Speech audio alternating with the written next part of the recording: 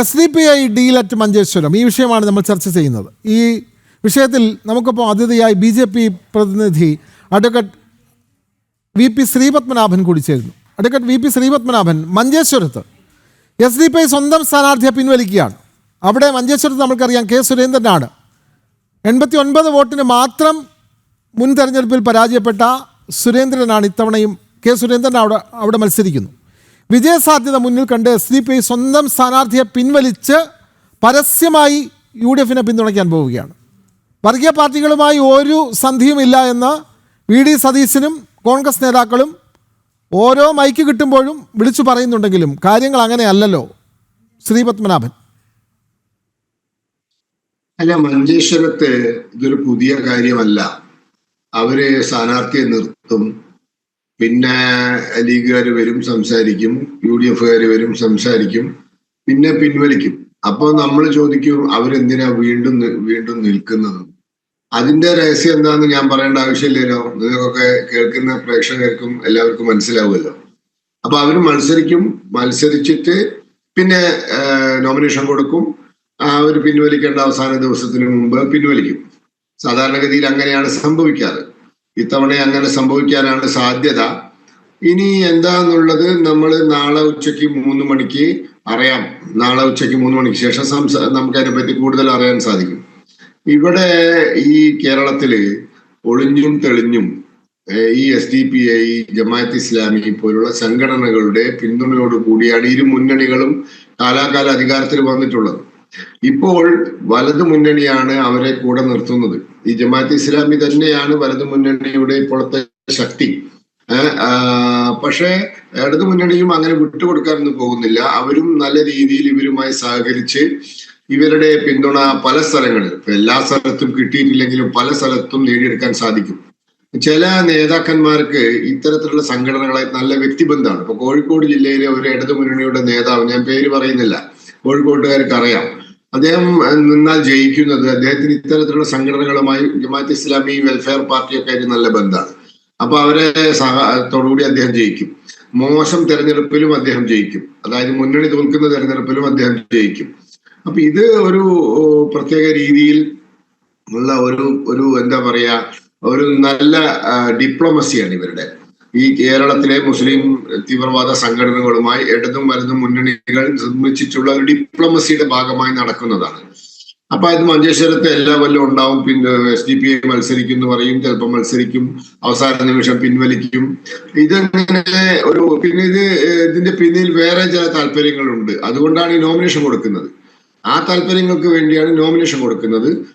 അല്ലെങ്കിൽ ആദ്യമേ പിന്തുണ പ്രഖ്യാപിച്ചാൽ മതിയല്ലോ. അപ്പൊ ഇതൊക്കെ ഇവിടെ നടക്കുന്ന കാര്യമാണ്. കേരളത്തിലെ ജനങ്ങൾക്ക് ഇത് മനസ്സിലാവും. ഇപ്പോൾ നേരത്തെ ഒരു പ്രേക്ഷകൻ പറഞ്ഞതുപോലെ ഇത്തവണ ഈ അടവൊന്നും പയറ്റിയിട്ട് കാര്യമില്ല. ഇത്തവണ ശക്തമായ തിരിച്ചടി കേരളത്തിലെ ജനങ്ങൾ ഇവർക്ക് നൽകും. ഭാരതീയ ജനതാ പാർട്ടിയെ തോൽപ്പിക്കാൻ, പ്രത്യേകിച്ച് മഞ്ചേശ്വരത്ത് ശ്രീ K സുരേന്ദ്രനെ തോൽപ്പിക്കാൻ ഉണ്ടാക്കിയിട്ടുള്ള ഈ അവിഹിത ബന്ധം അത് പരാജയപ്പെടും. അത് കേരളം മുഴുവൻ പരാജയപ്പെടും. കനത്ത ശിക്ഷ പ്രത്യേകിച്ച് UDF കിട്ടും, LDF കിട്ടും, യാതൊരു സംശയവും വേണ്ട. അപ്പോൾ ഈ SDPI മാത്രമല്ലല്ലോ, നമ്മൾ വെൽഫെയർ പാർട്ടിയിലേക്ക് വന്നാൽ, വെൽഫെയർ പാർട്ടി ഇത്തവണ നിയമസഭാ തെരഞ്ഞെടുപ്പിൽ മത്സരിക്കുന്നില്ല. കഴിഞ്ഞ നിയമസഭാ തെരഞ്ഞെടുപ്പിൽ അവർ 19ഓളം സീറ്റിൽ മത്സരിച്ചിരുന്നു. പക്ഷേ ഇത്തവണ വെൽഫെയർ പാർട്ടി മത്സരരംഗത്തില്ല. അവരുടെ തീരുമാനം BJPക്ക് വിജയസാധ്യതയുള്ള മണ്ഡലങ്ങളിൽ. ഉദാഹരണം, ഇപ്പോൾ നമ്മൾ മഞ്ചേശ്വരം കണ്ടു, അവിടെ SDPI പിന്തുണയ്ക്കുന്നത് UDF ഇങ്ങ് തിരുവനന്തപുരത്തേക്ക് വന്നാൽ നേമം BJP വിജയിച്ചിട്ടുള്ള സീറ്റാണ്. അവിടെ LDF പിന്തുണയ്ക്കാനാണ് വെൽഫെയർ പാർട്ടിയുടെ തീരുമാനം. അങ്ങനെ ഓരോ മണ്ഡലങ്ങളിലും ആരാണ് രണ്ടാമത്തെ ശക്തി അവരെ പിന്തുണയ്ക്കുന്ന ഒരു സമീപനം. അത് LDF ആയാലും UDF ആയാലും ഇത്തരം കക്ഷികളുടെ പിന്തുണ അവർ പരസ്യമായി തേടുന്നു, പരസ്യമായി പിന്തുണ പ്രഖ്യാപിക്കുന്നു. അപ്പോൾ ഇവർ പറയുന്നതൊന്ന്, സ്വീകരിക്കുന്നത് മറ്റൊരു നയം. അങ്ങനെയല്ലേ ശ്രീപത്മനാഭൻ? അല്ല, ഈ വെൽഫെയർ പാർട്ടി എന്ന് പറയുന്ന ഒരു പാർട്ടി ഉണ്ടോ? ആ പാർട്ടിയുടെ ബോർഡ് മലബാർ മേഖലയിൽ ചില പീടികയുടെ മുകളിൽ കാണാൻ സാധിക്കും. വെൽഫെയർ പാർട്ടി ഓഫീസ് എന്നൊക്കെ പറഞ്ഞു. അതല്ലാണ്ട് ആ പാർട്ടി ഇല്ല. ആ പാർട്ടി ഇതൊരു വിലപേശൽ ഒരു സംവിധാനമാണ്. ജമാഅത്ത് ഇസ്ലാമിക്ക് വിലപേശാനുള്ള ഒരു സംവിധാനമാണ്. അവര് സ്ഥാനാർത്ഥിയെ നിർത്തും, എന്നിട്ട് വിലപേശും. ചിലപ്പോൾ സ്ഥാനാർത്ഥിയെ നിർത്തുമെന്ന് പറഞ്ഞ് ഭീഷണിപ്പെടുത്തി വിലപേശും. ചില സമയത്ത് അവർ പിന്തുണ കൊടുത്ത് ജയിക്കുന്ന പാർട്ടിക്കാരിൽ നിന്നും ഭരണത്തിൽ വരുന്ന ആളുകളിൽ നിന്നും, അതായത് ഈ രണ്ട് മുന്നണികളിൽ ആരാണോ അവരിൽ നിന്നും പല ആനുകൂല്യങ്ങളും തട്ടിയെടുക്കും. അപ്പൊ വെൽഫെയർ പാർട്ടി ഒരു പാർട്ടി ഒന്നല്ല, ഒരു രാഷ്ട്രീയ പാർട്ടി ഒന്നല്ല. അത് ഇത്തരത്തിലുള്ള അഡ്ജസ്റ്റ്മെന്റുകൾക്ക്, ഡീലുകൾക്ക് വേണ്ടി ഉണ്ടാക്കിയിട്ടുള്ള ഒരു സംവിധാനമാണ്. അതിന് വേണ്ട ഒരു സംവിധാനമാണ്, ഒരു ഫെസിലിറ്റേറ്റിംഗ് എന്താ പറയാ ഒരു ഇൻസ്റ്റിറ്റ്യൂഷനാണ്. അപ്പം ഇത്തരത്തിൽ രാഷ്ട്രീയത്തിൽ വിലപേശാനും രാഷ്ട്രീയ പാർട്ടികളെ വരുതിയിൽ നിർത്താനും, പ്രത്യേകിച്ച് UDF LDF സംവിധാനങ്ങളെ തങ്ങളുടെ വരുതിയിൽ നിർത്തി, പ്രത്യേകിച്ച് മലബാർ മേഖലയിൽ, അതായത് പാലക്കാട് മുതൽ ഇങ്ങോട്ട് നമ്മുടെ കാസർഗോഡ് വരെ ഇതൊക്കെ ചെയ്യാനുള്ള ഒരു സംവിധാനമാണ്. നേരത്തെ കേരളത്തിലെ മുസ്ലിം സമുദായത്തിന്റെ മൊത്തം പിന്തുണ മുസ്ലിം ലീഗായിരുന്നു, പ്രത്യേകിച്ച് മലബാർ ഭാഗത്തൊക്കെ അവകാശപ്പെട്ടിരുന്നത്. CPM-നും ചെറിയ തോതിൽ, കോൺഗ്രസിനും വലിയ തോതിൽ പിന്തുണ ഉണ്ടായിരുന്നു. ഇപ്പോൾ ഈ മുസ്ലിം സമുദായത്തിന്റെ ഇടയിൽ മുസ്ലിം ലീഗിന്റെ സ്പേസ് തട്ടിയെടുത്തുകൊണ്ട് SDPI, വെൽഫെയർ പാർട്ടി പോലുള്ള സംഘടനകൾ വളർന്നു കഴിഞ്ഞു. അപ്പൊ അവര് പക്ഷേ മുസ്ലിം ലീഗിനെ പോലത്തെ ഒരു രാഷ്ട്രീയ പ്രവർത്തനമല്ല നടത്തുന്നത്, അവർ നടത്തുന്നത് ഇത്തരത്തിലുള്ള പ്രവർത്തനങ്ങളാണ്. അപ്പം മുസ്ലിം ലീഗിന് പണ്ട് ഇത്തരത്തിലുള്ള സംഘടനകളെ മുസ്ലിം ലീഗ് വെല്ലുവിളിക്കുകയും മുസ്ലിം ലീഗ് എന്താ പറയാ അവരെ അവജ്ഞയോടെ തള്ളിക്കളയുകയൊക്കെ ചെയ്യായിരുന്നു. ഇപ്പൊ മുസ്ലിം ലീഗിന് മനസ്സിലായി അതൊന്നും നടക്കാത്ത കാര്യമാണ്. സാരമായ ഗണ്യമായ പിന്തുണ പല മേഖലയിലും ഇത്തരത്തിലുള്ള പാർട്ടികൾ നേടിയെടുത്തിട്ടുണ്ട്.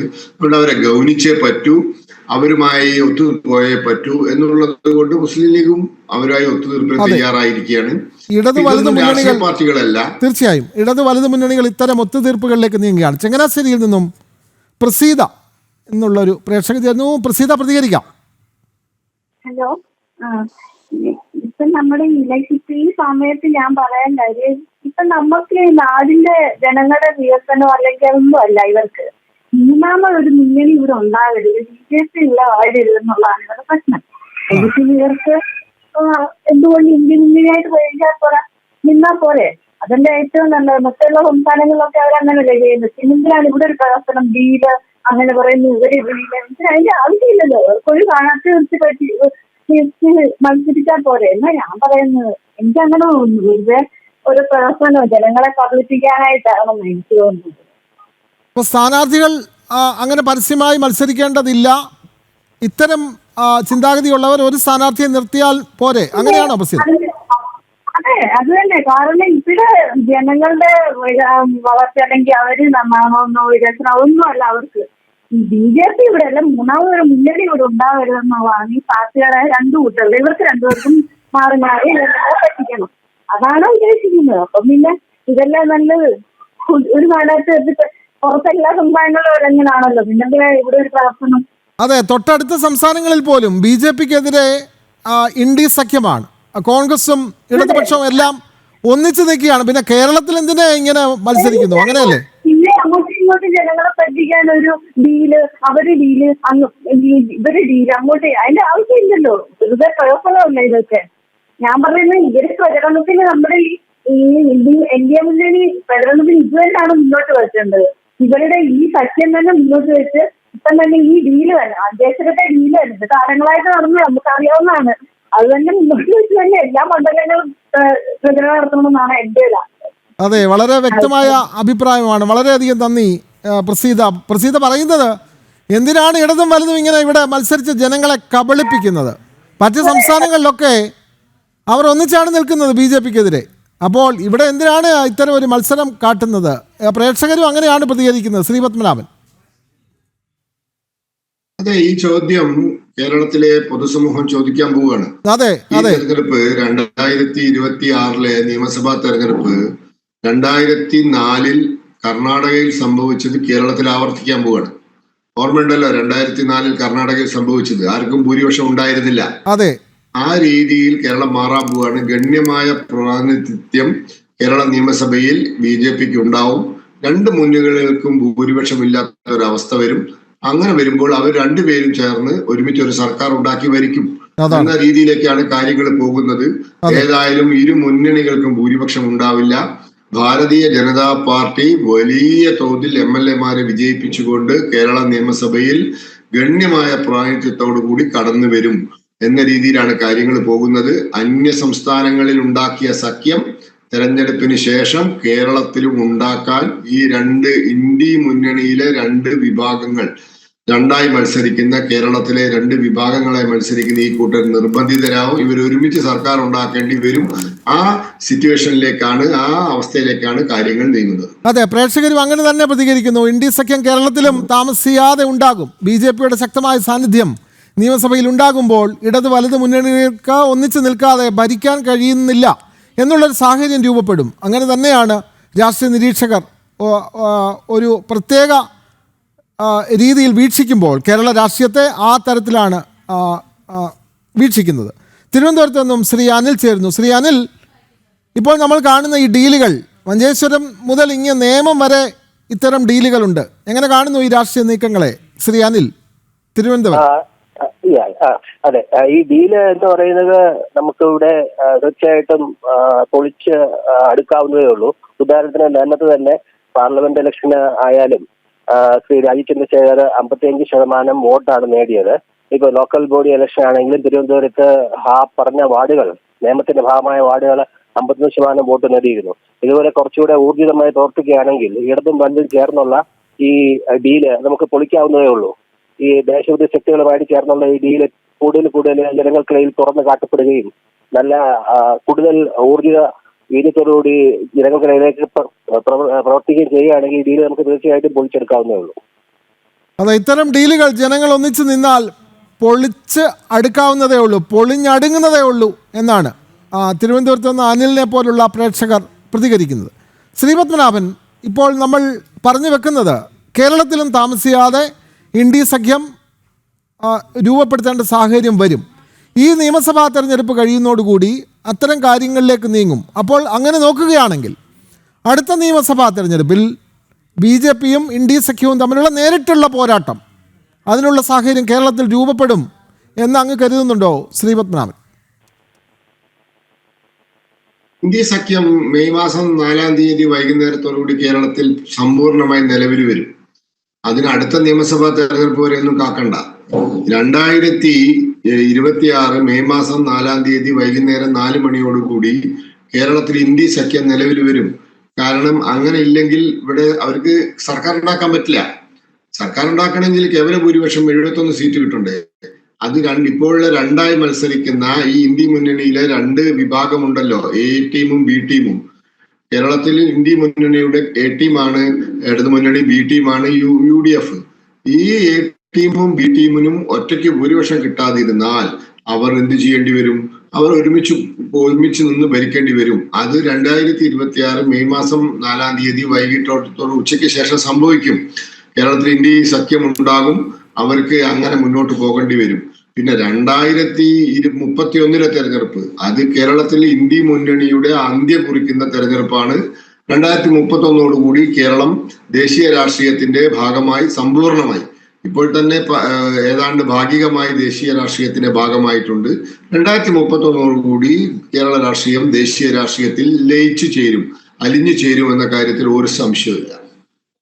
അതെ, ഇവിടെ പ്രേക്ഷകർ നമ്മുടെ ഈ വാർത്ത നമ്മുടെ ഈ പ്രോഗ്രാം വീക്ഷിക്കുന്ന പ്രേക്ഷകർ പ്രതികരിക്കുന്നതും പലതരത്തിലാണ്. അവർ പറയുന്നത് പകൽ കോൺഗ്രസും രാത്രിയിൽ SDPIയുമായിട്ടുള്ള സമീപനം പല മേഖലകളിലും ഉണ്ട് എന്നുള്ള തരത്തിലാണ്. ജോസ് എന്ന് പറയുന്ന പ്രേക്ഷകനാണ്, TP ജോസാണ് അത്തരം കാര്യങ്ങൾ പറഞ്ഞിരിക്കുന്നത്. CPM രാത്രി ആയാലേ SDPI ആവൂ, എന്നാൽ കോൺഗ്രസ് പകലും രാത്രി ഒരുപോലെ, അതേ ഉള്ളൂ വ്യത്യാസം എന്ന് TP ജോസ് പറയുന്നു. വർക്കലയിൽ നിന്നും ശ്രീ സന്തോഷ് ചെയ്യുന്നു. ശ്രീ സന്തോഷ്, ഇടതു വലത് മുന്നണികൾ മാറിയും തിരിഞ്ഞും ഒക്കെ SDPIയുടെയും വെൽഫെയർ പാർട്ടിയുടെയും ഒക്കെ പിന്തുണ വാങ്ങുകയാണ്. വിജയിക്കണമെങ്കിൽ ഇവരൊക്കെ സഹായിച്ചേ പറ്റൂ. എങ്ങനെ കാണുന്നു ഈ ഡീലിനെ സന്തോഷ്?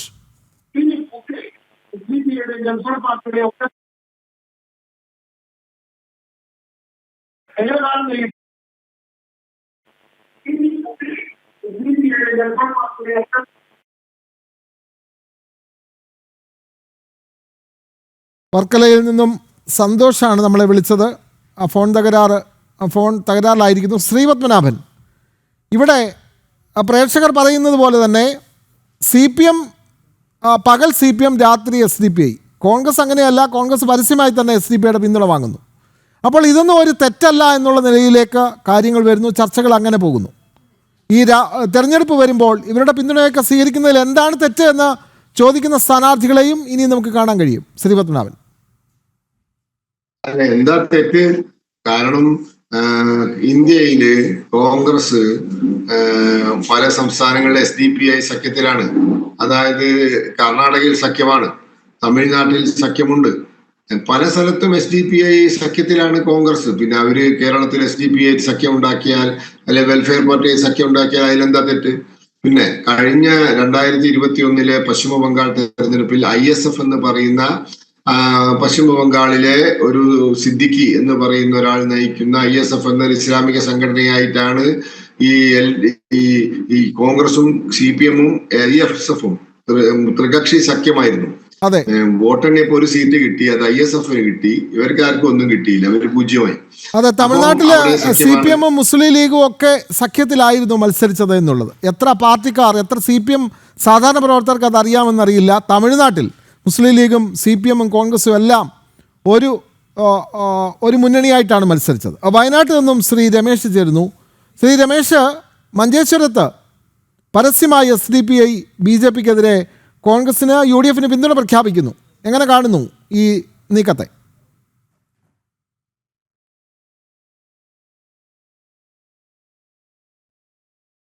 ശ്രീ രമേശ്, വയനാട് ഈ SDPI പരസ്യമായി BJP-യെ പരാജയപ്പെടുത്താൻ മഞ്ചേശ്വരത്ത് UDF-നെ പിന്തുണയ്ക്കുന്നു. മറ്റു പല മണ്ഡലങ്ങളിലും പല രീതിയിലാണ് ഇടത് വലത് മുന്നണികളെ ഈ മത തീവ്രവാദ സംഘടനകൾ പിന്തുണയ്ക്കുന്നത്. എങ്ങനെ കാണുന്നു ശ്രീ രമേശ്?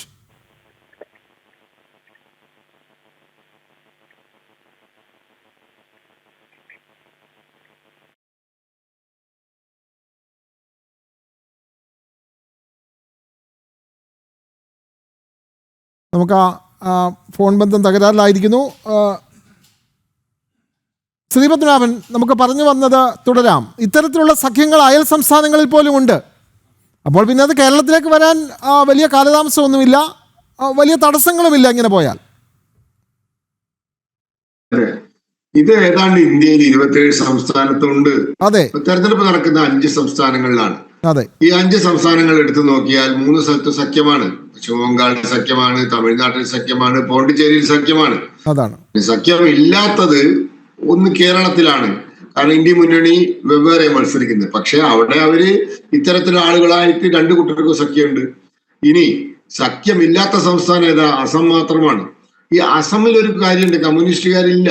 ഈ അസം സംസ്ഥാനത്ത് ഒറ്റ കമ്മ്യൂണിസ്റ്റുകാരനും ഇല്ലാത്ത, കമ്മ്യൂണിസ്റ്റ് പാർട്ടിക്ക് തീരെ വേരോട്ടമില്ലാത്ത ഒരു സംസ്ഥാനമാണ്. അവിടെ സഖ്യം ഉണ്ടാവില്ലല്ലോ.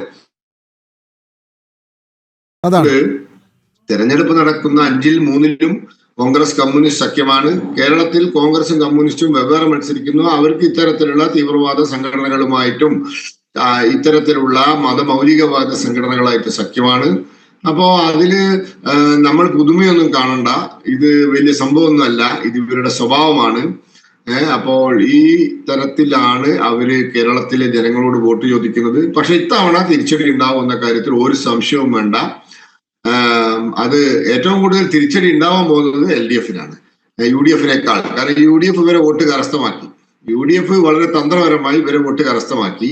LDF ഇവരിപ്പോ UDF-ലേക്ക് പോയ ബേജാറിലാണ് ഈ UDF-നെ കുറ്റം പറയുന്നത്. പക്ഷെ കഴിഞ്ഞ തെരഞ്ഞെടുപ്പുകളിലൊക്കെ LDF-ന് ഇവരെ സഹായം കിട്ടിയിട്ടുണ്ട്. അതാണ് എന്തുകൊണ്ടോ അവർ ഇത്തവണ കുറച്ചു കാലമായി എന്തുകൊണ്ടോ അവർ UDF-നെ പിന്തുണയ്ക്കുന്നു എന്നുള്ളതാണ്.